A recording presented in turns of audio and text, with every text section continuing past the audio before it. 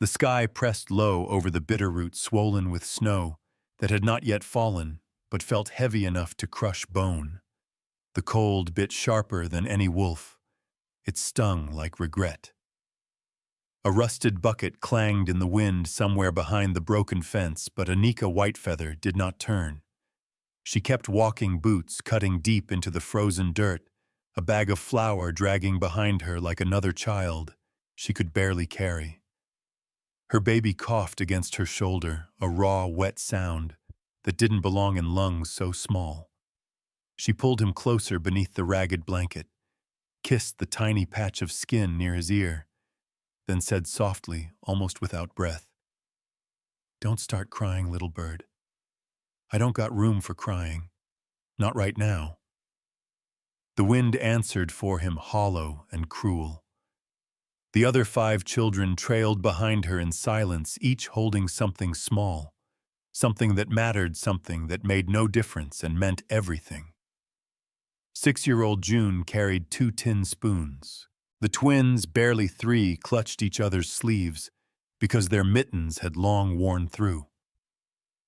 Tomas, only 10, but already standing like a man, walked last, an axe over his shoulder, the same axe that split wood last winter and split ice to dig their father's grave. 3 weeks since the accident. 3 weeks since Henry Whitefeather fell through the unstable rafters of the barn he tried to build alone. Anika found him broken among splintered beams, his head turned at an inhuman angle, his blood freezing before she could even cry. She never screamed, never begged. She had buried babies before, but not a husband. The silence after felt worse. She stopped when the cabin came into view. Calling it a cabin was generous. It leaned like it was tired of surviving. Roof patchworked with scrap wood and bark, windows stuffed with rags, door hanging crooked from one hinge. A blanket of snow clung to its edges, waiting for a reason to collapse. Inside, she said, shifting the baby to her other arm as her legs trembled, "Tomas, get the fire going. Don't use more wood than you have to." The boy nodded and hurried past her, careful not to look at her face too long. She didn't want him to see the cracks. The world felt too wide and too small at once. The mountains towered over their land, jagged and merciless, and yet everything around her felt suffocating. The cold, the hunger, the nights where the children shivered against her, wide-eyed and quiet, the fear that they could not outrun winter. She dropped the bag of flour on the porch. It tore at the seam, white dust spilling out like first snow. Her hands shook just once. She quickly shoved them back into her coat pockets before anyone saw. She turned. The children were against the cabin now, pressing small palms against wood as if trying to warm it. She watched them for a moment, and something squeezed inside her chest so tight she thought it might break. "There's no preacher comin'," she said quietly, almost to herself, eyes fixed on the hill where her husband lay beneath frozen dirt and tarp. No miracles either. The wind stole her words. She went inside. The cabin smelled like smoke and onions. Not warm, but not frozen. That counted for something. Tomas knelt by the hearth, coaxing the fire with brittle twigs and shredded cloth. Flames flickered weakly. He looked at her, hesitant. "Mama, wood's getting low. 3 days, maybe." "Make it last 5, she replied. He nodded. She set the baby on the floor, wrapping him tightly in quilts. The other children gathered near him like moths drawn to fragile warmth. She went to the shelf, that crooked plank nailed into the wall, and took down a single tin of beans. She opened it with careful hands, scraping every bit into a pot. June watched her and said, "Mama, I can't feel my toes." Anika crouched in front of her, took her small hands, warmed them between her own. "Feeling comes back when it's safe," she whispered. "How do we know when it's safe?" the girl asked. "When you feel it." June nodded like that made sense. Annika didn't say it might never come. She stood over the fire stirring the thin soup when she realized it was too quiet, too still. She looked at Tomas. He was staring out the window. He didn't blink. She followed his gaze. A horse. Not close, not far. Just there. Standing on the ridge. Unmoving. Watching. Her heartbeat slowed, then sped. Her throat locked. How long, she whispered. Since before sunset, Tomas replied. You sure? He nodded. She wiped her hands on her apron, though they were already dry. She stepped toward the window. Careful, controlled, like approaching a wild thing. The rider did not move.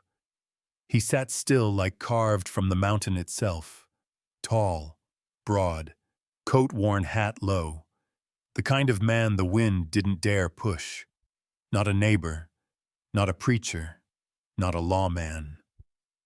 Something else. Danger, or something worse, help. Help always came with a price. She stepped back. Get away from the windows. Nobody look. Nobody wave. Nobody talk. The children obeyed, except the baby. He began to cry a small, desperate sound. She lifted him onto her hip. Through a crack in the ragged curtain, her eyes found the rider again. He hadn't left. He hadn't even turned away. He had only removed his hat. A sign. But of what respect? Or warning? The fire behind her crackled. The cabin walls groaned. Her breath came slow. For the first time in weeks, she did not feel entirely unseen. But being seen felt just as dangerous. She pressed her forehead against the cold glass. If you're here for us, she murmured, voice barely a breath, don't come closer. We've survived this far on our own. But the wind answered not him. She stepped back. The children watched her. Mama June asked. Annika shook her head. Get some rest.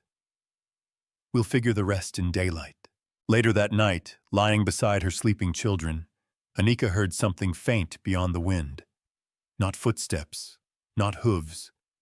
A voice, low, rough, carried by the trees, but she could only make out 4 words. You don't have to. She did not sleep after that, and by dawn the horse was gone. But the tracks remained, leading toward the pines, leading toward something she could no longer ignore. At sunrise, Tomas stood at her side, staring at the empty ridge. Mama, do you think he'll come back? Annika looked not at her son, but at the footprints disappearing into the woods. And for the first time, she didn't say no. Annika Whitefeather was outside before the sun had fully cleared the ridge. The air bit her skin through her shawl, but she didn't flinch. Her boots crunched over snow, hardened to a crust. Behind her, the cabin stood still, smoke curling from the chimney, the only sign of life. She followed the tracks. Not because she believed in miracles, but because something in her bones said if she didn't move now, she'd regret it. The hoof prints were deep, deliberate, headed toward the pines, not away. Whoever he was, he hadn't left. He'd waited. Maybe still was. Tomas came up behind her. You think he'll come back? She didn't answer.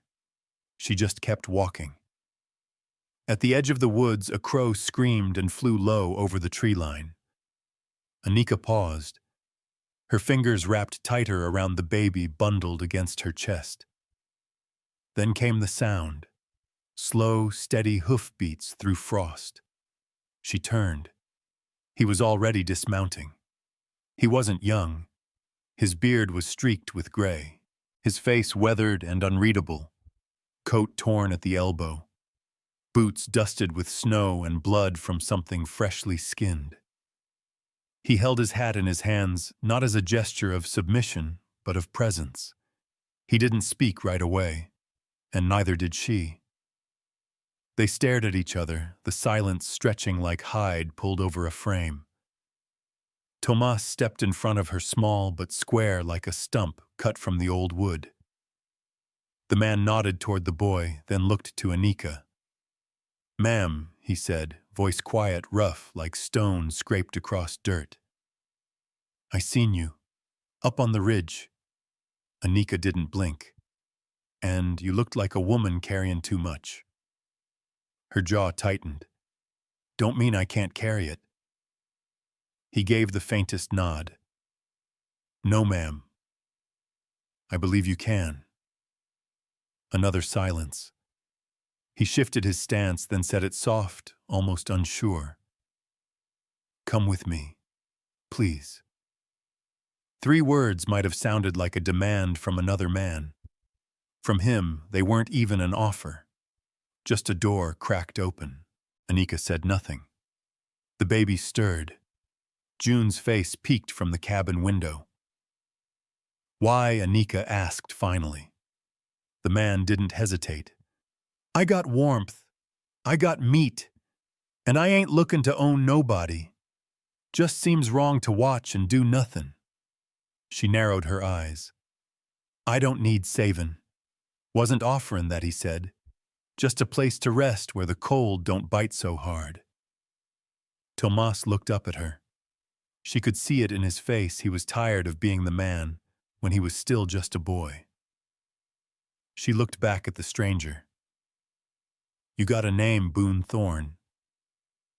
"Boone," she repeated, tasting it. Rough, rooted. He didn't fill the space with more words. "Good." She didn't trust talkers. She turned to Tomas. "Gather what we can carry. We ain't staying another night here." His eyes lit with something she hadn't seen in weeks, relief. As the children scrambled inside to bundle what little they had, Boone waited. Anika didn't rush. She wrapped the baby again, set her husband's Bible in the burlap sack, and paused only once at the edge of the porch where she looked back at the cabin. There was no sorrow left in her for it, just exhaustion.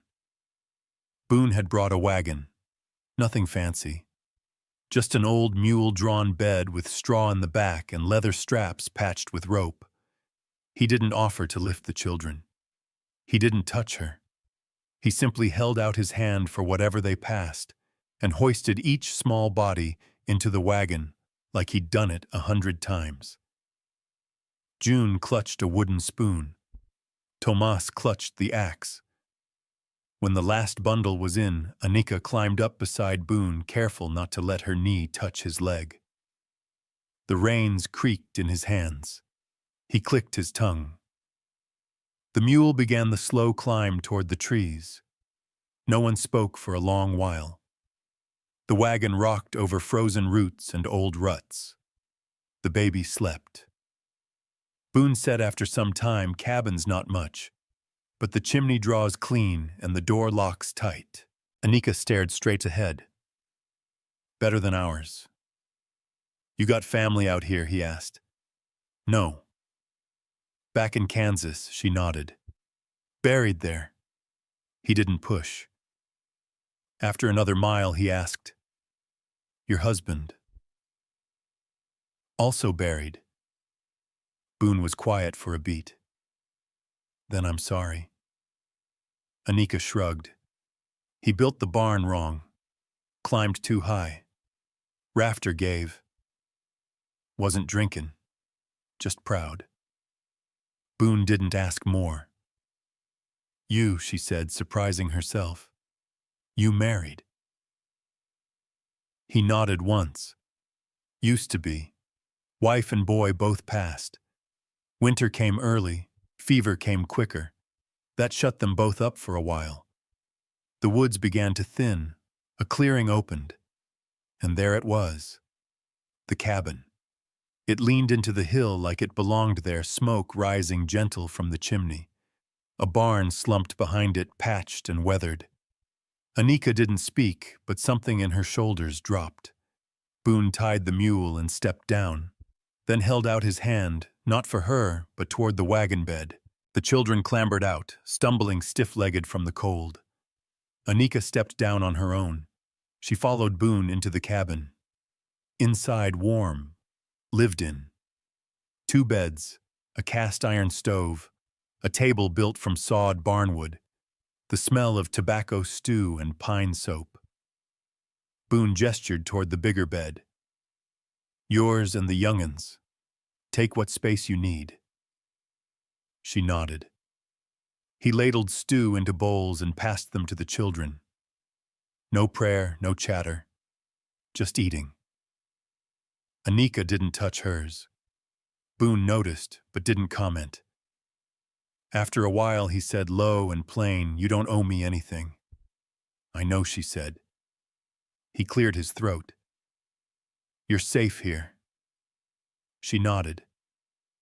"We'll stay through tonight. That's all I'm promising. I ain't asking for more." The fire popped. June curled near the hearth. Tomas stared into the flames. Anika pulled her baby closer. Boone stood near the door, hands resting on the frame like he might leave if anyone asked. No one did. Later, after the children had fallen into sleep, Boone brought in more wood. He stacked it by the stove without a word. Anika whispered more to herself than anyone else, "Don't feel real." Boone didn't turn. "Feels real to me." She looked at him for a long time. There were no promises in his face, but no lies either. By morning, Tomas was outside helping Boone check the barn door. Anika stood at the window holding her sleeping baby. She watched the 2 figures move across the yard. They didn't speak, but the silence wasn't empty. It was earned.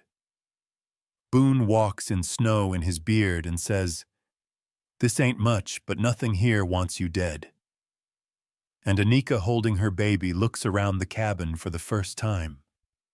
Not as a guest, but maybe, just maybe, as a place where winter ends. The morning sun rose slow and white over the tree line, melting frost off the cabin roof 1 bead at a time. Inside, the warmth was thin but steady, just enough to remind the body what life felt like when it wasn't bracing to die. Anika stood near the stove, holding her youngest tight to her chest. The boy was sleeping again, mouth-parted, cheeks still flushed from fever, but cooling now. Her eyes scanned the room, this unfamiliar place she'd agreed to enter less than a day before. Boone was across the cabin, kneeling by the firewood pile, brushing snow from his coat and hanging it near the stove to dry. The sound of the children outside, laughter. No, not quite. More like movement without fear. The creak of the barn door. Tomas's voice giving direction. That was new. Boone glanced up, noticed her watching. He didn't smile, didn't soften. Just said, "This ain't much, but nothing here wants you dead." She didn't answer, but her grip on the baby loosened. There were 2 beds. The children had taken the larger one the night before, piling atop each other like pups. Anika had slept in the rocking chair, never really drifting off, just blinking between thoughts. Now, in the soft hush of morning, she could feel something settling in her chest. Not peace, not yet. But the edge of panic had dulled. Boone moved quietly, clearing dishes, ladling leftover stew into a pan. He worked like a man used to silence someone who didn't need to fill the space with words to prove he meant well. The baby stirred. Anika pressed her lips to his temple and whispered nothing at all. She hadn't meant to stay. She'd told herself one night. Just one night to warm the kids and catch breath. But the air here, still cold, didn't taste like survival. It tasted like time. That was worse. Time meant thinking, feeling, remembering. She tucked the child back into the bed with the others and stepped outside. The cold slapped her, but she didn't flinch. The snow had crusted over hard beneath her boots. Boone's cabin sat tucked against the slope of a pine-covered ridge. The barn, though lopsided, stood with a certain dignity. Smoke curled from its vented top. No fences, no road. Just trees and sky and a thin trail of hoofprints already fading beneath drifting powder. She followed the sound of chopping. Tomas stood near the edge of the tree line, swinging the axe carefully under Boone's eye. Each swing awkward but getting better. Boone didn't say much, only adjusted the boy's grip once, then let him figure it out. Anika didn't interrupt. She leaned against a tree and watched. After a while, Boone looked over. "He's strong," she nodded. "Too young for what he's had to carry." Boone didn't argue. "You all are." That silence again. Then he said, "Got a spring out back little ways past the brush. Stays running even in freeze. If you want to boil cloth, clean up the baby, I do." He led the way without waiting. The path was narrow, barely marked. Snow came up to her calves. Boone walked ahead, clearing fallen branches without complaint. She noticed how he stepped where the ground was firm, how he paused at every odd sound in the trees. He moved like he'd lived half his life trying not to be seen, and the other half watching what others missed. The spring was nothing but a rock lip and trickle of water, but it was clean and moving, not frozen solid like the world around it. She knelt and dipped her fingers in. Cold enough to burn. She held her breath and soaked the cloth anyway. "Back there," Boone said quietly under the fir tree. "That's where my boy's buried." She stopped wringing the rag. Looked up. "I was on a trap line when the sickness came. Wife got him to the spring every day, but it wasn't enough. He didn't say sorry, didn't cry, just stood there with his jaw clenched and hands loose at his sides." She stood slowly. "I buried two, before we left Kansas." Boone nodded. Snow hides a lot, but not everything. Their eyes met. Not soft, not romantic, just level. Then he turned, and they walked back in silence. At the cabin, the girls were sweeping with a pine branch. The twins had found a dead mouse and were giving it a pine cone funeral near the stump. June was humming something off-key, but the sound of it filled the air in a way that made Anika's throat tight. Inside, the fire crackled. Tomas hauled in more wood. Boone handed him a rusted handsaw and showed him how to brace the logs against a split rail. The boy listened without question. By afternoon, the stew was hot again, the baby bathed, and the beds remade. Anika found herself scrubbing the floor with a rag, not because it needed it, but because she needed to move. She didn't know what to do with stillness. Stillness let grief in. Boone carved something at the table. A spoon, maybe, or a handle. His hands were steady, his face unreadable. The sun slipped behind the ridge early. The cold returned like an old habit. Boone lit the oil lamp. Anika fed the baby, then sat in the rocker with him across her chest, his tiny hand fisted in her collar. Boone broke the quiet once. "You don't talk much." She raised an eyebrow.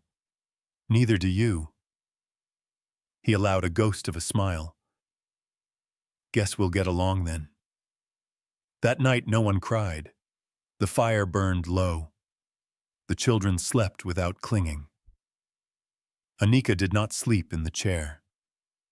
She took her place in the bed beside her daughters, the baby in the crook of her arm. Her eyes stayed open for a long while, watching the shadows move across the ceiling. When she finally blinked, long and slow, the last thing she saw was Boone stoking the fire with gentle hands, making sure the flame didn't die. She didn't thank him, but she didn't need to. By dawn, frost covered the windows. Boone went to the barn to check traps. Tomas followed him without being asked. Anika stood at the door with her arms crossed. Behind her, June called out, "Mama!" The baby's coughing again. Anika turned, already moving. By mid-morning, a figure appeared from the trees. A woman with 2 long braids wrapped in deerskin carrying a pouch of herbs. May Red Willow. She said nothing at first, just knelt near the fire and unrolled her medicine. Anika watched her, and for the first time since Kansas, she saw a woman who might understand what it costs to survive this way. The woman moved like she belonged to the land. Her steps didn't break the snow, crust didn't stir the wind. Just the soft creak of leather moccasins, the rustle of her fur-lined cloak, and the faint jingle of beads woven into the braids that framed her face. Anika opened the cabin door before the woman even knocked. Not from fear, from instinct. May Red Willow stood there holding a leather pouch in one hand, a bundle of dried stalks in the other. Heard the baby coughing, she said, voice low and even. Thought you might need this. Anika didn't answer at first. She only stepped back and let her in. Boone looked up from the hearth, but didn't move. He gave a single nod. "May," he said. She returned it. "Boone." The children stared at her with quiet curiosity, the way feral things do when something unfamiliar enters their world. June peeked out from behind the bedpost. Tomas leaned against the table, arms crossed, but not tense. May set the bundle near the fire, unwrapping it with practiced care. Bitter roots, curled leaves bark, stripped in clean spirals. "I'll boil it for him," she said, glancing at the baby swaddled against Anika's chest. "It won't taste good, but it'll ease his lungs."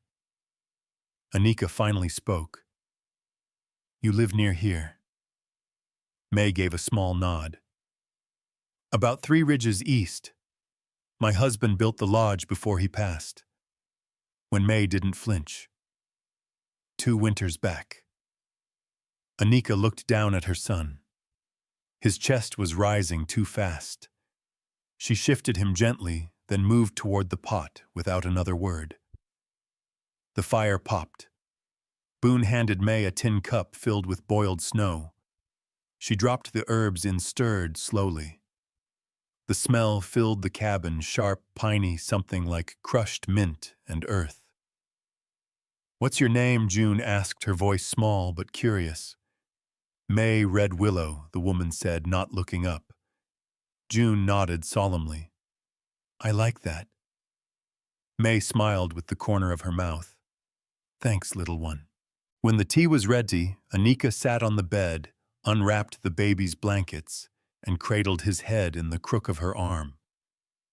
Boone handed her a carved wooden spoon. The baby fussed, turned his face, but she coaxed the first sip in, then another. May sat across from her, silent and steady.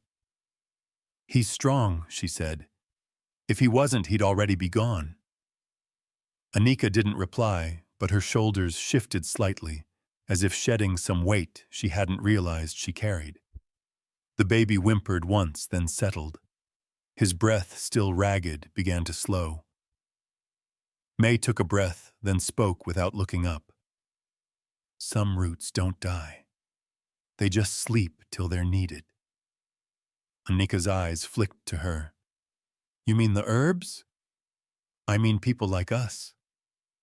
A long moment passed. Boone stood and stepped outside as if sensing this part of the conversation wasn't for him. May ran her thumb along the lip of the tin cup. "Boone's good folk," she said softly. "Been alone too long, but he won't take what ain't offered." "I know," Anika replied. May's eyes lifted. "Do you?" Anika's jaw tightened. "I don't need another man telling me how to live." "He's not." The baby stirred again. Anika rocked him gently. May leaned in. You don't have to be soft to be safe, Anika. You just have to stop bleeding alone. Anika looked away, eyes on the fire. May stood. I'll leave some of the herbs here. You'll need them again before the thaw. She moved toward the door, but paused, hand on the frame. If you ever need more than that, come find me. I keep watch over my own. Anika didn't respond, but their eyes met for a heartbeat.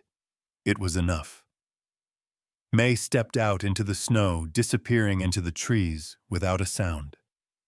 That night, Boone returned from the woods, dragging a deer carcass behind him. Tomas helped him skin and hang the meat. June brought extra blankets to hang over the door to keep the cold from creeping in. The twins tried to help, but mostly ended up covered in soot. Anika watched them all, one hand on her baby's back, the other wrapped tight in her skirt. Later, while the stew bubbled low, Boone leaned near the fire and said, "Haven't seen May since fall. She said to find her if we needed anything." Anika replied. Boone nodded. She means it. The baby let out a long sigh and burrowed closer. His breathing sounded better. Tomas sat across from Boone, cleaning the blade of the skinning knife. "Where'd she come from?" he asked. Boone glanced at Anika, then back at Tomas. "From the same place most strong women do. The kind that don't break." No one spoke for a while after that. The snow fell heavy the next morning.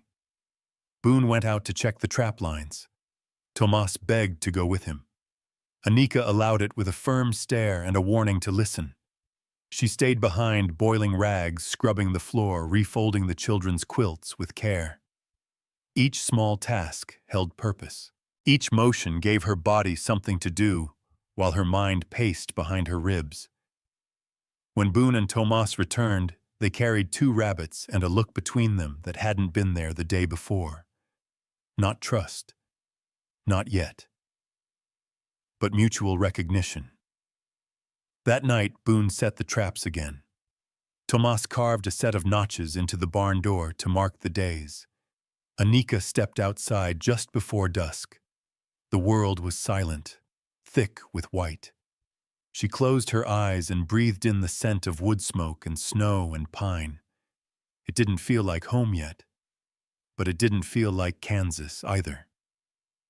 3 days later, Boone came back from town with a pack of salt, a coil of rope, and a narrowed brow. Anika looked up from where she was kneading lard into biscuit dough. Something wrong? Boone didn't answer right away. Then he said low, "Even someone's askin' around." Said a man passed through ridin' clean. Didn't belong. Boots shined too bright. Asked if a woman with 6 kids was livin' up here. Anika's hands stilled. And for the first time since she stepped into this cabin, she felt cold inside again. The man rode in with a coat too clean for mountain living. He didn't come slow like Boone. Didn't pause at the tree line. He rode up straight and steady, horse well-fed boots, polished beard trimmed. Every inch of him screamed town-bred trouble. His black hat sat crisp on his head, no snow clinging to the brim. Anika stood on the cabin porch with the baby tucked against her chest and a hard knot in her gut. Boone was by the barn, one hand resting on the split-rail fence, his stance quiet but coiled. The man pulled his horse to a halt, dismounted in one practiced move, and tipped his hat like they were about to trade pleasantries over tea. "Boone Thorne," he called, voice slick as boot oil. "Still breathin' up here, I see."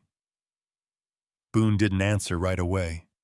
He straightened, met the man's gaze. "Harland." Anika felt the name like a splinter under skin. Harland Quinn. Her late husband had said that name in bitter tones, spit it into the dirt once. She remembered it now, Harland the foreman, who took more than he ever gave, who thought every man beneath him owed double just for breathing. Harland walked closer, glancing at the children gathered near the corner of the porch. June held her little sister's hand. Tomas stood beside the door, chin lifted.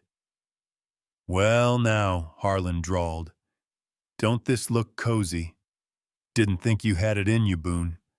A woman and 6 young'uns. Looks like you done built yourself a family." Boone stepped between him and the porch. "What do you want?" Harlan tilted his head. "Just came up to pay my respects. Heard a woman and her dead husband's brood were squatting on Old Forest Trail. Figured I'd see for myself."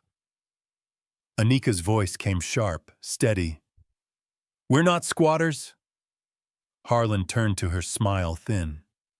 "Didn't say you were miss. But this here ain't your land. Ain't his either." He gestured to Boone. "You're not the law out here." Boone didn't flinch. "You're not either." "No," Harlan agreed. "But I know folks who are. And they might not take kindly to a man harboring a widow and her bastards in a cabin that don't belong to him." Anika's breath hitched, but her expression didn't crack. Boone's jaw worked once. "You done?" Harlan's eyes roved the cabin. The porch, the axe leaned near the doorway. "Not quite." He took a step closer, boot crunching snow. "This land ain't yours, Boone. And she ain't either." The words hit like spit on stone. Boone didn't rise to it. He didn't move at all. But Anika stepped forward, baby still pressed to her voice, low and firm. "I ain't anyone's. And if you come back here again talking like that, I promise you won't make it down the ridge before the cold takes what your mouth forgot to respect." Harlan's smirk faltered. Just slightly. "Enough. I see you've grown teeth since Kansas," he said. "I had 'em back then too. Just didn't show 'em for trash." Boone glanced back at her just once. There was no pride on his face, just quiet agreement. Harlan spat into the snow. "You don't know who you're picking a fight with." "I do," she said. "The kind of man who thinks papers and polish mean power. But out here it don't." He stepped backward, adjusting his coat. "I'll be seeing you again." Boone's voice was like flint. "Don't come back alone." Harlan mounted his horse. "I won't." He rode off without another word, hooves carving sharp lines in the snow that the wind rushed to erase. Inside, the air was thick with unspoken things. Boone set the rifle on the table, checked the chamber, then leaned it within reach. Tomas hovered near the door. "He's the man, ain't he?" Anika turned. "What man? The one asking around in town? The one you felt coming?" She nodded.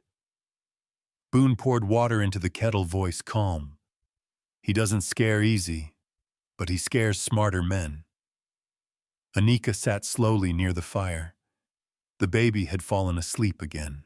She looked at him, his tiny fist pressed against her chest. "He'll come back," she said. "Most likely. He'll bring someone." Boone nodded. "Maybe even papers." "Doesn't matter," she said. "The law don't know us. And he sure as hell don't love these kids." Boone's hands paused over the kettle. "That what it comes down to?" Anika looked up. "Ain't that always it?" The fire popped. Tomas sat across from her, holding his sister's doll. He turned it over in his hands, face unreadable. Boone finally spoke again. "I can take you down the ridge if you want. Find another place. Safer." Anika didn't hesitate. "No. You sure I'm done running? If he wants to bring trouble here, let him. I won't bend again." Boone didn't argue. That night, the wind howled like it remembered the man's voice. But inside the cabin stayed warm. The children huddled together, whispering questions they didn't want answered.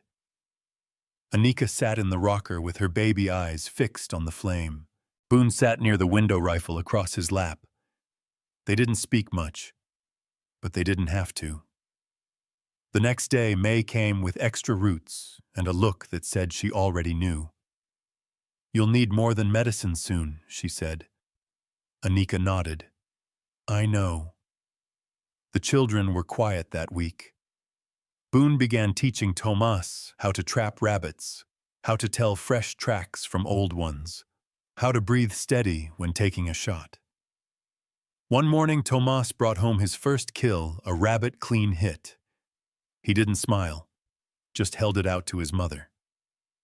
Boone clapped a hand to his shoulder. "If you take its life," he told him, "you better carry its weight too." The tracks were fresh. Boone knelt beside them, fingers brushing the edge of the print. Snow had fallen just before dawn, light enough to dust, but not enough to hide the soft indent of paws pressed like whispers into the crust. Rabbit. 2 hours old, maybe less. Tomas stood behind him, holding the small hunting bow Boone had carved for him last week. His breath came in short bursts, not from running, but from watching, focused, tight, like he knew this mattered. Boone rose slowly. "See how the snow's kicked up here?" That's where he paused. Ears up. "Heard something." Tomas nodded. Eyes narrowed. Wind shifted. "Good. You're learnin'." They moved slow, quiet, as the cold allowed. Boone had taught him how to walk with knees bent, how to place your foot where the ground sank even. They circled the grove boots, crunching just enough to stir crows overhead. A flash darted through the brush. Boone didn't move. Neither did the boy. Boone whispered, "Left side past the stump. 20 paces." Tomas lifted the bow, drew. The arrow flew silent. There was a thump, not loud, not dramatic, just the sound of something ending. Back at the cabin, Anika was outside, hanging a quilt between two pines, arms red from the cold. The twins chased each other in slow motion over the snow, bundled in borrowed coats 3 sizes too big. She looked up when she saw them coming. Boone walking steady, Tomas a step behind. One hand gripping the legs of a rabbit swinging by the feet. His face gave away nothing, but his back was straighter than before. He held it out to her. She took it, said nothing. Boone watched, waiting. Anika met her son's eyes. "You clean it." Tomas blinked, surprised, then nodded. "I'll show him," Boone said. Anika stepped aside. In the barn, Tomas watched carefully as Boone laid the rabbit on a flat board and took out the blade. He explained each motion, how to cut behind the front legs, how to pull the hide clean in one motion, how to save the organs that mattered and bury the rest. The boy didn't flinch. Not even once. Boone handed him the knife. "Next one's yours." Thomas took it without a word. Boone cleaned his hands in snow and stood. Then, quiet and firm, he said, "If you take its life, you better carry its weight too." Tomas didn't speak, but he nodded once, slow, like he understood. That night, the rabbit stew was thinner than they'd have liked, but it warmed every belly just the same. The children ate around the table, elbows bumping, passing bread and salt without prompting. Boone sat at the edge, spoon in one hand, the other resting near the rifle leaned against the wall. Anika watched her son.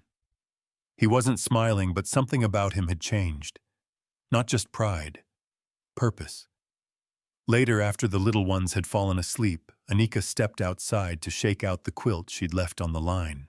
The stars above burned cold and clear. Boone followed her out, wordless.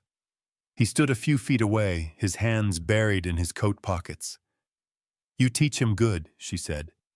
"He listens better than most men twice his age. That's 'cause he's seen more than most of 'em ever will." Boone shifted. "He's got that same stillness you carry."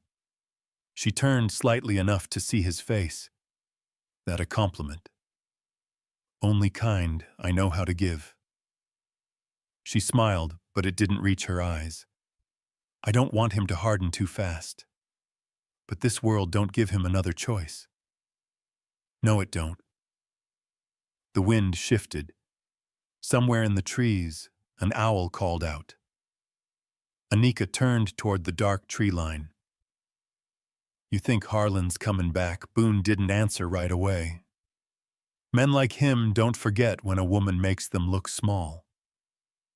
"I'm not scared of him." "I know." He stepped beside her. "But I still check the traps twice now. And I sleep light." She looked at him, then really looked. The snow caught in his beard, the line of his jaw, tense eyes, always watching something just beyond her. "You were a father before," she said. "Yeah." "You loved them," Boone nodded. "I still do." Anika looked away. "Then you know what I'm trying to hold together." "I do." She didn't speak again, but her hand brushed the edge of his coat as she passed him, heading back inside. In the following days, Boone let Tomas lead the morning trap runs. They brought back squirrels, the occasional bird. May stopped by once with fresh soap and deer jerky, her face unreadable as always. She didn't ask questions. She just handed Anika a pouch and said, "Best keep this near. Medicine's no good if it's buried when you need it." The baby's cough was nearly gone. June had started humming again when she helped sweep the cabin floor. For the first time, the rhythms of survival began to feel like something more, like life. Boone was outside splitting logs when he caught movement in the corner of his eye. Not animal, not May. A rider, coming up slow from the south. He dropped the axe and stepped to the edge of the porch, his fingers wrapped around the rifle by habit, not panic. The rider wasn't Harlan. Too young, barely 17. Thin coat, dust-covered badge on his chest. "Deputy." The boy pulled up fast, horse panting hard beneath him. Anika stepped out, drying her hands on a cloth. Tomas joined her. The deputy looked between them, uneasy. "Sorry to barge in like this. I got a message." Boone's voice was even. "We're listening." The boy swallowed hard. "There's a man in town, asking about a woman with 6 children. Says he's kin. Got papers. Claims he's taken 'em back east." Anika's whole body went still. Boone moved closer, standing square beside her. "What's his name?" she asked. The boy shifted in the saddle. "Jebediah Mason." Anika's jaw clenched. She stared past the trees like she could see the past coming for her. "That's my brother," she said. Boone's hand didn't move, but his voice was ready. "You want me to go talk to him?" She shook her head.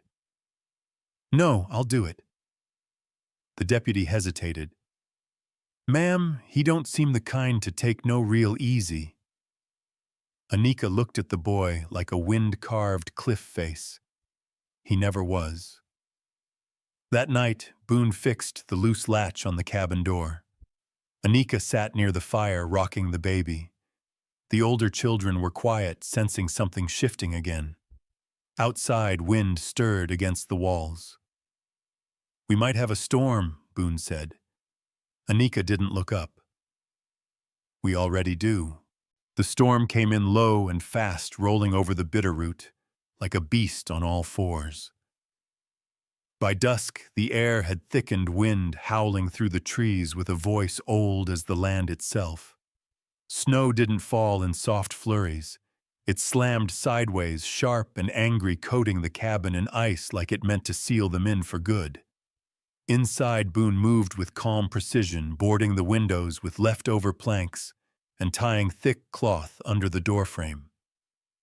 Every nail he hammered was measured, every knot tied with the kind of care you give to something you expect to hold under pressure. Anika boiled water on the stove, eyes flicking toward the walls every time they groaned. The baby was tied to her chest, warm and quiet. The other children sat on the floor, wrapped in quilts, listening. Not crying, not talking, just waiting. June whimpered once when a branch scraped across the roof. Anika knelt and pulled her close, her voice steady. "We're safe," she said. "Storm's loud, but walls are stronger." Boone crouched near the hearth, feeding the fire. "Chimney'll hold. Winds from the east. It don't hit us clean that way."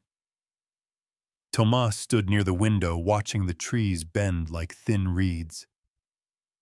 "That don't sound like nothing soft," he muttered. Boone nodded, voice even.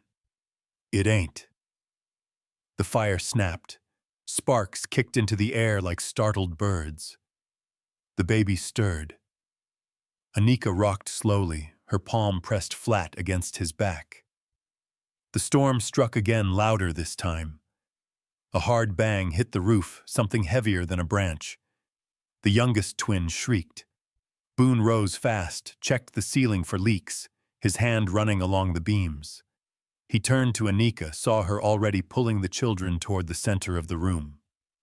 They huddled by the fire, all six curled around her skirts, like she was the trunk of a tree, and they were trying not to blow away. The wind screamed. Boone moved toward them, kneeling beside Tomas, whose jaw had set hard. "You're all right," he said. "You're doing just fine." Another bang. This time the door rattled. The baby whimpered. Anika tightened her hold, speaking not just to the child, but to every pair of eyes on her. "We survive by holding still, not by running." The room stilled with her words. Boone nodded once, then turned back toward the door. He placed a second log across the inside latch, tested the tension. For hours they stayed that way. Boone checking, reinforcing. Anika steady as stone. The children between them breathing the same air, waiting out the same teeth of nature that had taken so much already. At some point, Boone passed her a tin cup of warm broth. She took it without looking up, sipped, passed it to Tomas. The children shared in silence. No one asked when it would end. They all knew storms on the mountain answered to no one. Near midnight, the wind lessened. Not quiet, but not wild. Boone stood at the window again, watching the sky pale just slightly beyond the clouds. "Gonna break by sunrise," he said. Anika didn't answer. She was half asleep, the baby snoring faintly against her chest, the twins drooping beside her like spent flowers. Tomas looked up. You sure? Boone looked at him, and in his eyes was a steadiness that didn't promise what it couldn't give. Sure enough. He handed the boy the rifle, not loaded. "Sit here a while. Just watch. I'll check the barn." Tomas took it like he understood the weight wasn't just wood and iron. Boone stepped out into the storm's dying breath, his coat whipping behind him like a sail. Anika stirred. "He'll freeze." "He won't." Tomas said, gaze steady. Boone returned not long after, shaking snow from his shoulders. "Barn's fine." Tree fell nearby, missed the wall by inches. He looked at Anika. "We're lucky," she nodded. "No one's dead." "That's luck enough." He dropped extra wood by the fire, then sat with his back to the wall, long legs stretched in front of him. Outside, the storm gave one last groan and began to move on. The cabin, though battered, still stood, and in the quiet that followed, a strange warmth settled, not comfort, not yet, but the kind of stillness that says, "We made it." The next morning, the land looked like it had been torn open and frozen in place. A tree had split in two near the barn, bark peeled back like skin.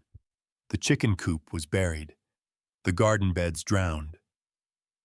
Boone stood in the yard, mug in hand, steam rising into the frigid air. Anika joined him, arms crossed, skirts stiff at the hem. Still standing, he said. She gave a short nod, lips pressed tight. He looked down at the snow, then back at the cabin. "I've been thinking." She arched a brow. He took a breath. "About planting wheat on the north slope. About fixing the west fence so the mule don't wander. Maybe building another room off the back before next winter." She didn't respond at first. Then she asked, voice flat. "Why you telling me?" He looked at her fully, then eyes tired but honest. "I'd do it either way, Anika. With you or without. But I'd rather it be with." She turned her head just enough for the wind to miss her face. "You're a good man," she said. "My children are fed. They're warm. They laugh again. That counts more than anything I've had in years." He waited. She looked out at the broken fence line, at the cabin beyond it, at the tiny pile of seed she'd kept hidden under the floorboards, afraid to waste it. "I ain't made for softness," she said. "But I know work. I know hunger. I know the shape of a man's hands when he means what he says." Boone gave a quiet nod. She turned to him. "If you're asking, I'll say yes." He swallowed hard. "I'm asking then." "Yes." No kiss. No grand gesture. But when he reached out, and she stepped into his arms, it felt like something stronger than any vow spoken under a roof. Behind them, the children burst from the cabin boots, slapping into melting snow, laughter carrying like birds lifted from storm-torn trees. Tomas paused at the steps, watching. His eyes found hers. She opened her arms. He ran into them. "We're going home," she whispered. Boone leaned close. For good this time. That evening, Ruth knelt in the thawing garden soil, hands deep in earth. Boone brought her a jar of water. She drank slow. "You could have left," she said. "I could have," he replied. "But you didn't." "No," he said. "I didn't."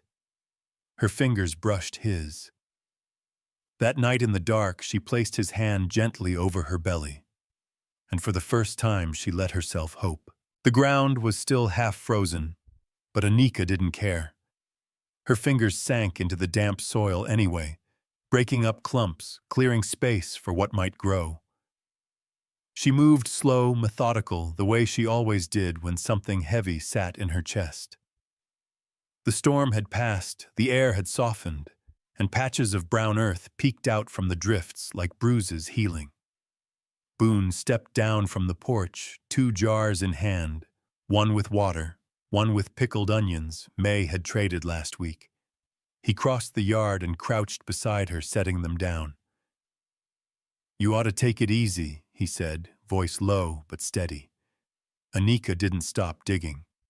"Easy ain't how things get planted." Boone watched her a moment, then handed her the water. She took it without looking, drank slow, then handed it back. "You ain't said much today," he added. "Don't need to." But he knew her silence wasn't cold. It was the kind that came before something needed saying. The kind you didn't force. Boone let it sit. He worked beside her for a while, pulling rocks from the edge of the plot, stacking them in a little pile. Birds chirped faintly in the distance. The sun touched the snow, and water ran slow in rivulets down the slope. After a while, Anika set the trowel down. Her hands were red and raw. She wiped them on her skirts. Then she said it. "I'm carrying again." Boone froze. Not from fear, not from regret, just stillness. His eyes met hers, and she didn't flinch. He blinked once, slow. "How long have you known?" "A few weeks." He didn't speak right away, just reached out and took her hand, calloused and stained, and held it in both of his. She looked down. You gonna ask if I'm sure? He shook his head. No, I don't doubt much about you. She let out a breath she didn't know she'd been holding. Boone's voice softened. Sometimes the land gives back when you least expect it. They sat like that for a while, hands tangled, knees caked in mud, spring pushing up through the thaw around them. When they went back inside, the children were dragging quilts off the beds to make a fort in the corner. June shouted something about building a castle. Tomas stood guard with a stick he insisted was a sword. The baby slept in the cradle, cheeks flushed from warmth, not fever. Boone and Anika watched them a minute from the door. Should we tell him? He asked. She shook her head. Not yet. Let him be wild a little longer. Later that night, when the children were asleep, she lay in bed, eyes fixed on the beams above. Boone sat nearby, whittling a new spoon. The fire cracked. The baby stirred but didn't wake. She turned toward him. You ever think about leaving here, heading down to where land's easier? He looked up. You want to? No, she said. I think about what it might be like not to fight for every inch of peace. Boone set the spoon down, stretched his legs. Peace don't come free. Not anywhere. Maybe not. But here we know the shape of what we're up against. Wind, snow, men like Harland. We know the rules. And what are they? She asked. He looked over. Hold your ground. Feed what feeds you. Protect what's yours. Anika closed her eyes for a moment. Then we stay. Boone didn't say more. He didn't need to.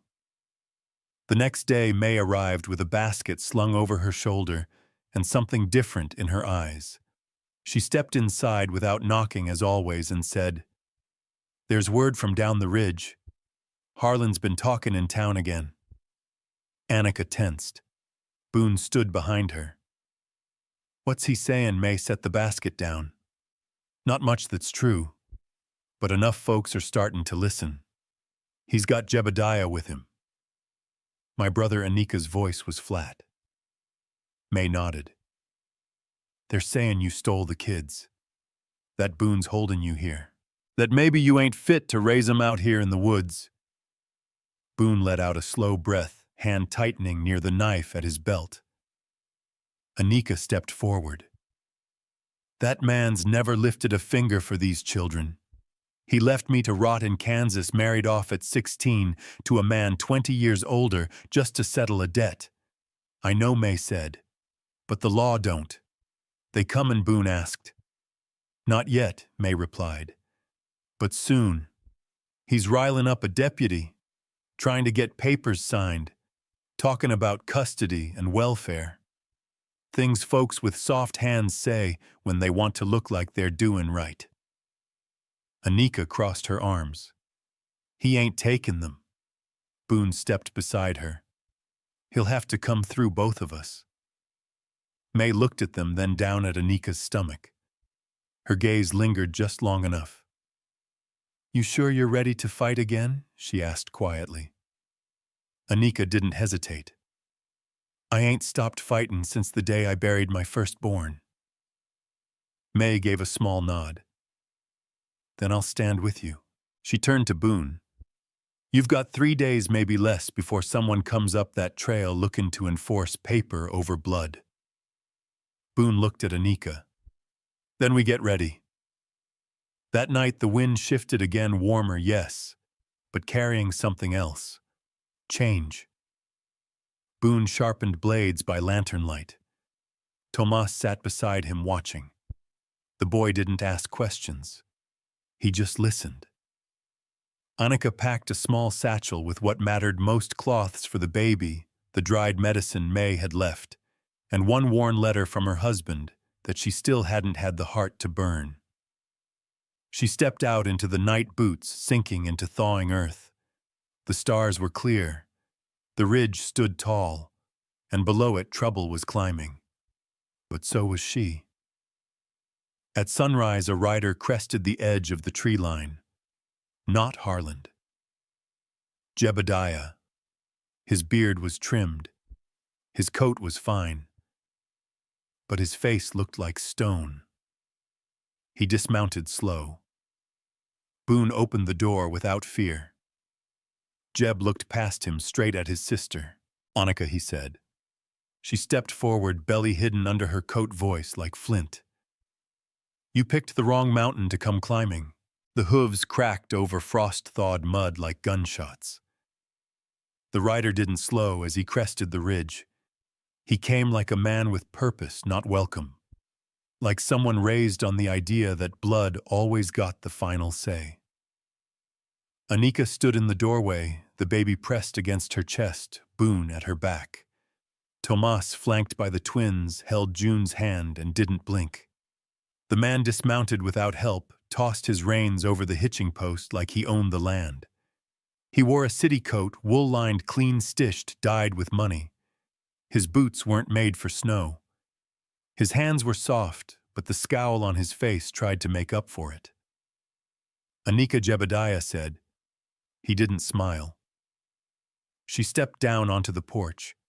Her spine straightened with each step, the baby stirring only slightly at the shift of her breath. Boone didn't move, but his presence thickened behind her like shadow. Jebediah's eyes scanned the homestead, narrowed when they landed on the half-dug garden. The patched roof, the smoke curling from the chimney like defiance. "You picked the wrong mountain to come climbing," Annika said. Jeb clicked his tongue. "Still got that tongue, huh?" "Still got that face," she snapped. He didn't flinch. "You're making this harder than it needs to be. You know why I'm here. You're here 'cause you couldn't let go of something you never earned." "I'm here because they're blood," he said, nodding toward the children. "They're mine. They were your husband's, my brother-in-law's. And he left behind a mess someone had to clean up." Annika stepped off the last porch step. "They're not a mess. They're human beings. And you left them to starve the minute you saw how much work that'd take." Jeb sighed, slow and performative, like the hero of a stage play being misunderstood. "I've got the law on my side, Ani. You ain't called me that since Ma died," she snapped. He shifted his stance. "I got papers from a judge in Missoula. Petitioned custody, cited abandonment, child welfare." Boone's voice cut in like the edge of a shovel through ice. "There's no law that holds up out here unless you bring it yourself." Jeb turned to him, scoffing. "You're just a mountain drifter playing house with someone else's woman." Boone didn't rise to it. "You're a man used to getting what he wants by talking louder than the truth." Jeb reached into his coat, pulled out a folded paper, waved it like a badge. "You don't have a claim to these kids." "I do." Anika's face went hard. "You don't know their birthdays. You don't know which one can't sleep through thunder. You don't know that June has nightmares unless you leave a quilt by her feet. You didn't earn the right to decide where they sleep. I'm offering them something better. They've already got better." Jeb's eyes darted to her belly then, and his face twisted. "That his?" he asked, jerking his head toward Boone. She didn't look away. "Mine," he sneered. "You think this backwoods shack is a life for a child? I think the man inside it knows how to stay when things get hard." The wind picked up, slicing between them. Jeb's face flushed red. "This ain't over," he said. "It is," Boone said, "unless you're ready to worry your pride right here." Jeb looked like he might spit, but then he caught sight of Tomas behind the doorframe. The boy didn't back up, didn't blink. Jeb hesitated just a second, but it was enough. He turned, yanked the reins, and mounted fast. "You'll hear from the law," he warned. Annika watched him go. "Bring him," she said, "and bring someone to carry you back down." They didn't move for a long while after he disappeared past the trees. Boone finally let out a slow breath. He's not done. No, Anika said. He's just embarrassed. Boone turned to her. That's worse. She nodded. That night they didn't light extra lamps. Didn't speak unless needed. The cabin was quiet, a shared breath between walls. May showed up just before midnight, with 2 rifles wrapped in hides. Thought you might need spares, she said, and some eyes that don't miss. Annika let her in wordless and handed her a blanket. The next day, Boone worked on reinforcing the barn doors. Tomas helped. The boy didn't ask questions, just watched how his stepfather measured things, how he paced before hammering, how he checked his work twice. In the kitchen, Anika sat sharpening kitchen knives, not out of fear, out of principle. I ain't giving them up, she told May. May grunted. Good. I ain't marched up here with a bad hip to play pretend. I buried one child, Anika said, the edge in her voice like steel on flint. I won't watch someone else drag the rest away just because he found a lawman stupid enough to listen. They come, May said, we hold. Annika nodded. We hold. That evening, Tomas pulled Boone aside near the tree line. I know how to shoot, the boy said. Boone didn't answer. I mean it, Tomas pushed. If he comes back, I won't run. Boone studied him. It ain't about running or fighting. It's about what's worth standing for. Tomas squared his shoulders. Mama's worth it. Boone smiled, then just a ghost of it. She sure is. Later, Boone found Annika out by the stables brushing down the mule with her free hand belly round beneath her coat. You doing all right? He asked. She didn't look over. Feels like I'm waiting on a war. You are. She paused. I won't break, Boone. I know. She turned, then met his eyes. Do you? Since the first day I saw you lead 6 kids through a frozen pass without asking a damn thing from anyone. She swallowed hard. You stayin', Boone stepped closer. There ain't a force in this world can move me off this land. Not now. Her voice cracked just slightly. Then let's end this. 2 days later, 3 riders appeared on the ridge. One in a town coat. One with a badge. One holding a rifle low at his side. Boone didn't reach for his gun. Not yet.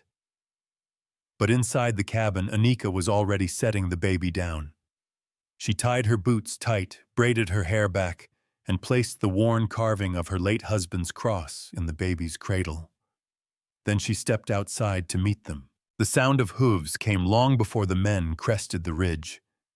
Boone heard them while stacking the last of the dry firewood, and by the time they broke the tree line, he was already standing in the yard, coat-buttoned rifle across his back, not drawn but not hidden either. 3 riders. Jebediah led them. Behind him rode a man with a silver star pinned to his chest. Deputy Reeves, by the look of him. The third was lean young and angry, holding a rifle low but too tight, like he hadn't fired it in anger yet, but wanted to. Boone didn't move. Inside the cabin, Anika tied the last knot on her boots and rose from where she'd laid the baby. She placed the small wooden cross beside the cradle and kissed the child's forehead. Stay asleep, she whispered, her voice even. Mama's got work. Tomas stood by the door, tense. You want me to go with you? Anika looked him in the eye. Not yet. Boone didn't turn when she stepped outside, but she felt him exhale when she joined him shoulder to shoulder. Jebediah pulled his horse to a stop, looking too pleased with himself for a man bringing trouble. I told you this wasn't done, he said. Should have listened when we said it was, Boone replied. Deputy Reeves cleared his throat and reached inside his coat, pulling out a folded paper. Ma'am, I've got a court order here issued out of Missoula County, signed and sealed by Judge Harlan Everett. It states that the 6 minors in your care, surname Whelan, are to be placed under the temporary guardianship of Jebediah Mason, their legal uncle. Anika didn't even glance at the paper. And what does it say about the years he ignored 'em? The days they went hungry? The nights they cried themselves to sleep without no one but me? Reeves shifted. Ma'am, I ain't here to argue the past. I'm here to enforce the court's decision. Jeb grinned. So unless you plan on obstructing a legal order, I'd suggest you gather the children. Boone's voice came low, nearly a growl. You walk up that porch, you better be prepared not to walk back down. The young man behind Reeves stepped forward, leveling his rifle, not raising it, but making sure it was seen. I don't want this to get ugly, the deputy said, though his tone betrayed nerves. Anika stepped forward. Just one step. Not to threaten, to speak. I buried their father with my own hands. I carried each of them through a winter most grown men wouldn't survive. I've cleaned their wounds. I've held their fears. I've taught them how to live again when all they knew was loss. She looked Jeb in the eye. You think a piece of paper changes that? Jeb's smile faded. Anika continued louder now. If you came here for custody, then let's talk. But if you came to steal, you'll find I don't break easy. Boone moved subtly, shifting his weight.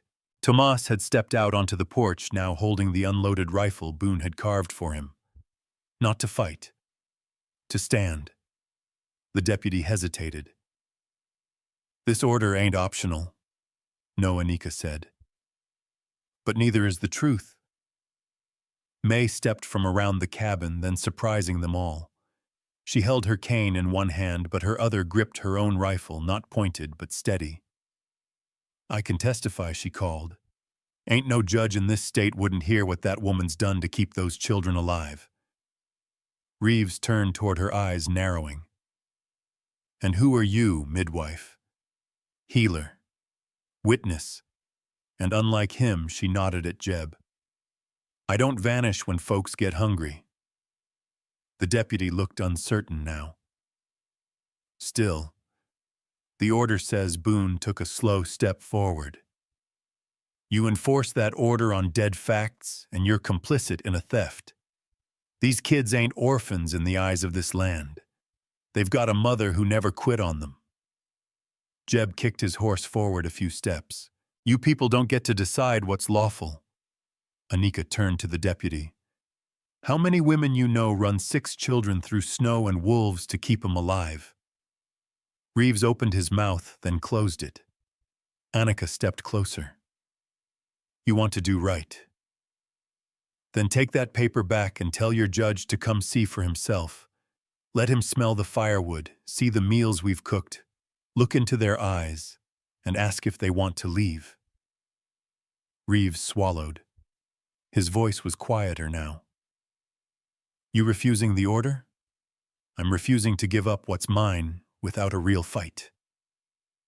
The deputy looked at Boone, then at May, then finally at the children peeking from the doorway. His hand trembled. I'm gonna take this back to Missoula. Request a hearing. A full review. Jeb wheeled around in his saddle. What you said, we were taking them today. The deputy shook his head. It's a civil custody matter now, not criminal. I can't enforce this if the environment ain't endangering them. Jeb's face turned red. You gutless bastard! Boone raised a brow. Careful how you speak to the law, Jeb. Jeb turned his horse hard and took off without another word, the angry young man following him. The deputy stayed behind, adjusting his gloves. I'll file the delay, he muttered. But you should prepare. It'll go to court. Anika nodded. Good. Then we'll speak where it counts. The deputy tipped his hat and rode off down the slope. Back inside, Anika closed the door with shaking fingers. Not from fear, from the adrenaline letting go. Boone reached out and touched her arm. You all right? She nodded, exhaled. Not broken. Not today. The children ran to her.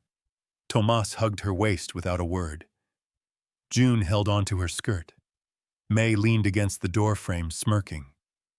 Damn good speech, she said. Anika gave her a tired smile. Didn't rehearse it. Could have fooled me. Boone looked out the window. They'll be back. I know, Anika said, but this time he replied, we'll be ready with more than words. That night, Boone set to carving a second cradle from old cedar planks. Anika sat nearby, knitting in silence. The fire burned steady. A letter from Missoula would arrive soon, but so would the birth. And one would change everything. The air shifted that morning heavy, like the mountain was holding its breath. The sky hung low over the ridge, thick with clouds, but still as if waiting. Birds didn't sing. The wind didn't speak. It was the kind of silence Boone knew well, the kind that came before something broke. He stood out near the fence line, hat low, smoothing a fresh plank into place where the rails had rotted. His hands moved on instinct, but his mind wasn't on the work. It was on her. Inside the cabin, Anika had been quiet all morning. Too quiet. He'd seen her pause near the stove, gripping the table's edge. Once. Then again. She didn't say it aloud. Didn't have to. Boone had delivered calves, seen births in wild corners of the range. He knew the signs. It was time. He set the hammer down and headed for the porch boots, sinking into half-thawed earth. Tomas met him at the door. She wants you, the boy said, eyes wide but calm. Now. Boone nodded and stepped inside. Anika sat at the edge of the bed, sweat on her brow, breath shallow but focused. May stood beside her sleeves, rolled hands already scrubbed. It's early, Boone said softly. May shook her head. Not by much. Storms do this. Pressure drops, babies come. Anika met his eyes. No fear. Just fire. You still here? She asked, voice taut between breaths. Boone stepped to her side. Ain't going anywhere. She gritted her teeth as another wave hit. May pressed her palm to Anika's belly, nodding slowly. It's moving fast. Boone looked to Tomas. Get the kettle on. Keep the little ones outside near the shed. Don't let 'em stray. Tomas ran without question. Anika leaned into Boone's chest as the next contraction rolled through her. He held her with arms like iron and voice like water. You're doing good, he whispered. She gasped, eyes shut tight. It's different this time. How? She looked up. Tears not from pain but memory. I'm not alone. May handed Boone a damp cloth. We're gonna need everything steady now. Can you stay with her? Boone nodded, knelt, and pressed the cloth to her brow. Anika gripped his hand with surprising strength. You better not flinch, mountain man. He smiled faintly. Not even blinkin'. Outside, the wind picked up. Tomas paced the yard with the younger kids throwing looks toward the cabin every few minutes. The twins asked questions. He didn't answer them. Not because he didn't care, but because his ears were tuned for a sound that might mean something had gone wrong. Back inside, the pain had grown sharp, unbearable at times. But Anika bore it with grit, carved from years of surviving things far harder than labor. May gave Boone a quick glance. It's coming fast. Boone held her legs steady. Anika pushed. Screamed once, but it wasn't fear or even pain. It was war cry. Raw, primal, defiant. Then came silence. And then a sound that split it clean, a baby's cry. Sharp, wet, alive. May moved fast, cleaned, swaddled, checked breath and pulse.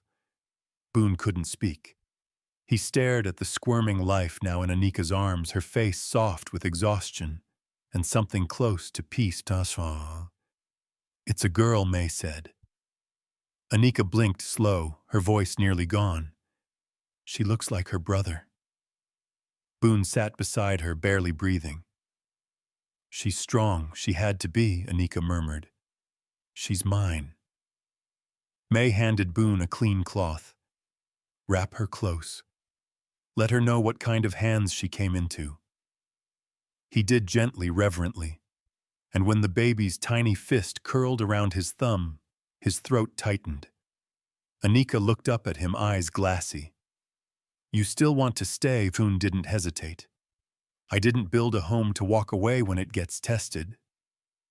The children came in quietly after May gave the signal.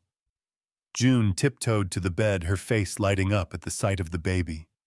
Tomas stood at the foothands behind his back like a guard on duty. She's small, he said. Anika smiled. She'll grow. May started heating water cleaning cloths. She'll have to. Boone watched the scene, something deep in his chest, uncoiling. Not relief, not joy, something bigger, belonging. That night, Boone took first watch as he always did. He sat near the door rifle across his lap, but his eyes were soft as they flicked from the fire to the cradle now beside it. Anika slept, baby curled to her chest. Tomas had bedded down near the hearth, closer than usual. Protective. Ready. Boone leaned back against the wall and whispered mostly to himself. This is what we fight for. 3 days later, the letter arrived. May brought it up the slope at sunrise, her face hard as stone. Boone met her at the fence. Trouble, she nodded. Court date set. 3 weeks from now. They're calling for Anika to appear in Missoula. He rubbed his beard. And if she doesn't, then they come here. With more than words. He looked toward the cabin where Anika now stood in the doorway, cradling the baby, eyes catching sunlight like steel catching flame. She'll go, Boone said. May raised a brow. Even if it means leaving the kids behind. She won't be alone. May sighed. And if Jeb plays dirty, Boone's jaw tensed, then I stop playing clean. That night, Anika took the baby outside for the first time. She stood on the ridge with Boone, the wind soft around them. He thinks the law'll break me, she said. Boone looked out at the distant lights below. Then let's show him what justice really looks like. She held the baby close, and together they watched the trail to Missoula begin to glow in the rising light. The train to Missoula left at dawn, smoke curling over the hills like a veil being lifted. Anika hadn't seen a train in over 2 years, not since her husband's coffin had come back on one quiet, sealed, and too light. That memory followed her now, heavy in her chest, as she sat in the back corner of the courtroom, arms wrapped tight around the baby. The room was too warm, too clean. It smelled like paper, ink, and cologne, none of which belonged to the kind of living that made sense to her anymore. Boone sat beside her, broad and still boots scuffed, and coat too worn for a city that polished its laws like trophies. Tomas was back at the homestead, holding down the fort, with May keeping the younger ones safe. Across the aisle sat Jebediah. His beard was trimmed neat.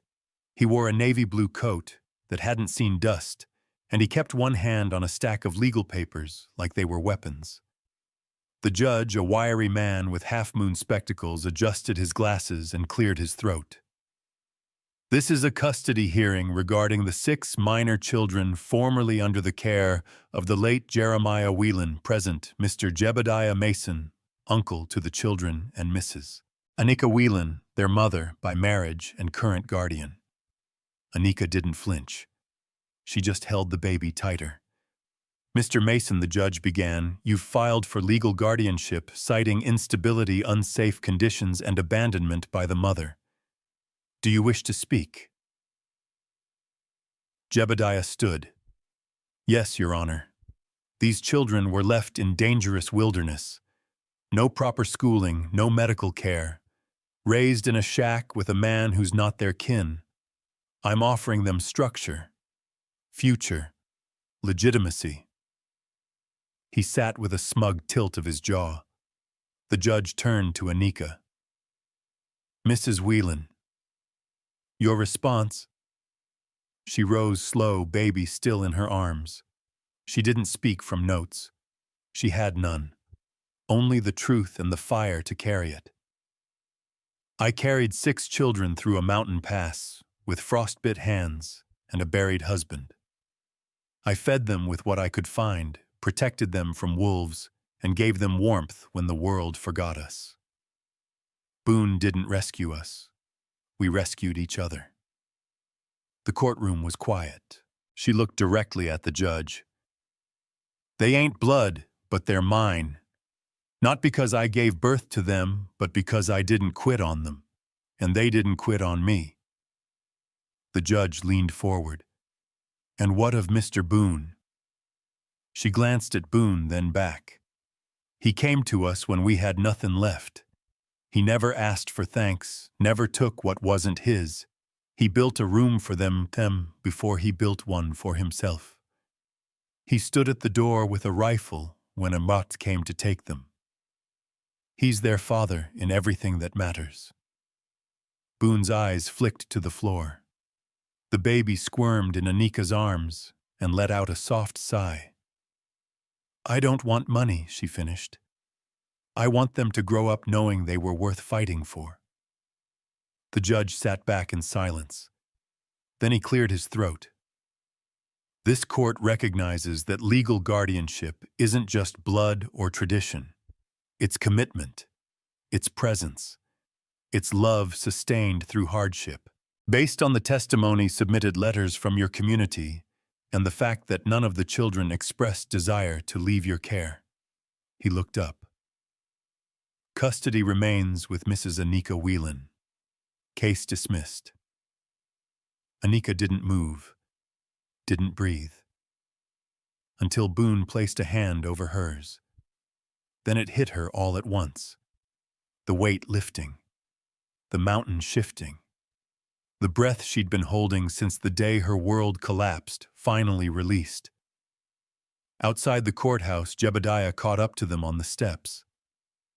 This ain't justice, he hissed. You don't win just because you cried louder. Anika turned, steady as ever. No, she said. I won because I didn't leave. He tried to speak again, but Boone stepped forward. Go on home, Jeb. Your fight's over. He looked like he wanted to argue, but there was nothing left in him but pride, and pride can't carry a man down a mountain. So he left. They returned home 2 days later. The children ran down the trail. When they saw them, Tomas leading the pack. He stopped just short of Boone, not with fear, but with reverence. Did you win? He asked. Boone smiled. She did. Anika was already on her knees, arms full of children. May stood on the porch, grinning behind a mug of coffee. Told you the courts wouldn't know what hit 'em. Boone looked up at the cabin-patched roof, new cradle smoke curling again from the chimney.